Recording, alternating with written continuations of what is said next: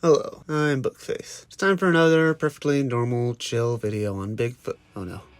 No. It's happening again. Welcome back to Bigfoot Fight Night. This time, our fight goes from anywhere frigid, specifically to the continent of Asia. These three very hairy boys will compete for a prize of some sort, I suppose. So with the rules in place, let's jump right in to the main event.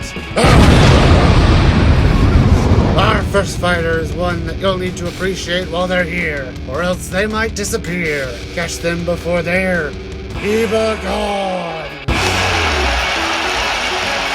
This hairy hominid comes from Japan and is specifically named after its habitat of Mount Hiba. They come in at 5 feet tall, covered in dark hair. You don't need to be a giant to destroy in the ring. It's noted for having a dark brown triangular face with large eyes and a snub nose. It's also thought to smell like rotten flesh, and maybe that's why the nose is a snub. It's avoiding its own killer stench, which also kills in the ring. Next, from China, especially in the Hubei and Sichuan provinces, we have this massive guy, the one you don't see, whose name sounds like pee. It's the Yeren,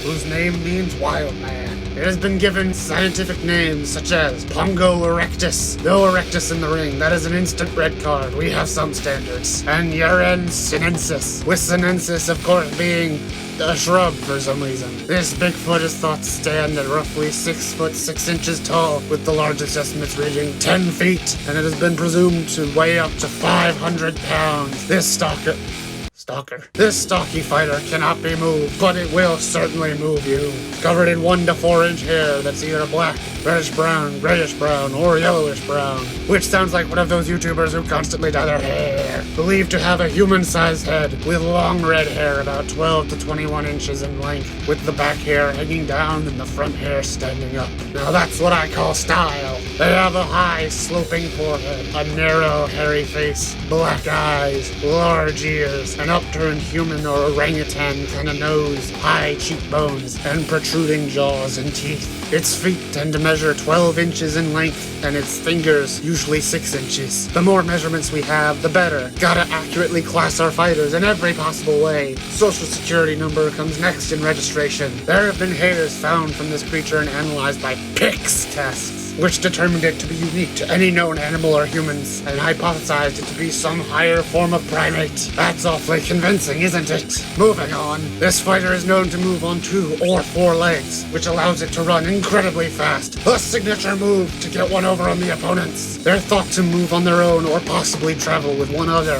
They scratch their backs on trees like a bear, and they make sounds like a horse or a shrill woo woo sound. But it does not have any distinct language that we are aware of. But sometimes in the heat of a fight, all you can do is go woo woo.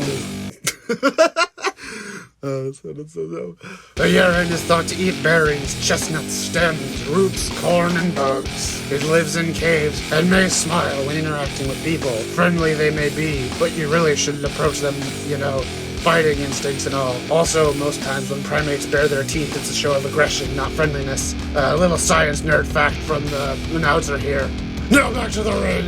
The Yeren is believed to live in mountains during the summer and otherwise lives in deciduous forests. And lastly, our most brutal challenger, who gets the most red cards for trying to kill the opponents. The red is actually the blood. They're just regular cards. It's pretty brutal. It's the Olma!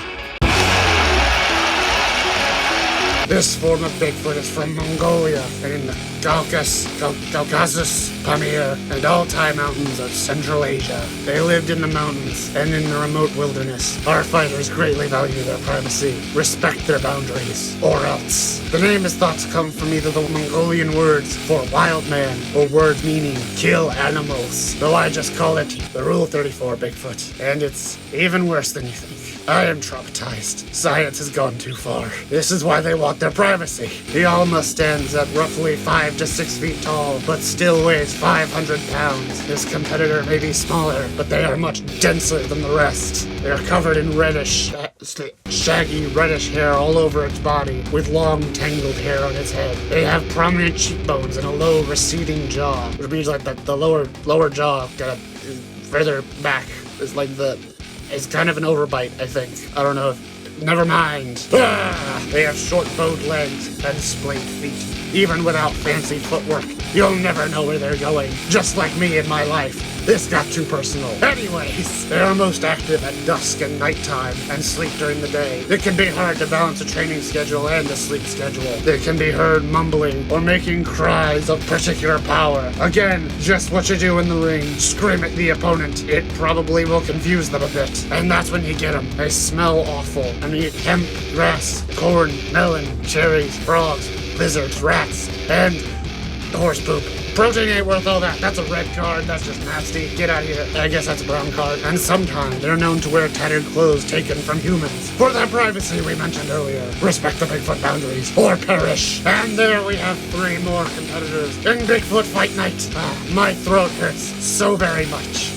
Ignore that. This was fun, and this is how I enjoy talking about Bigfoot. Letting you know they're ready for a smackdown. If you want to see more Bigfoot Fight Night, let me know, and I might do it. I'll just get a couple cough drops, so my throat doesn't kill me in my sleep. If you liked this video, leave a thumbs up, comment down below, and subscribe. And I will see you next time for Bigfoot Fight Night.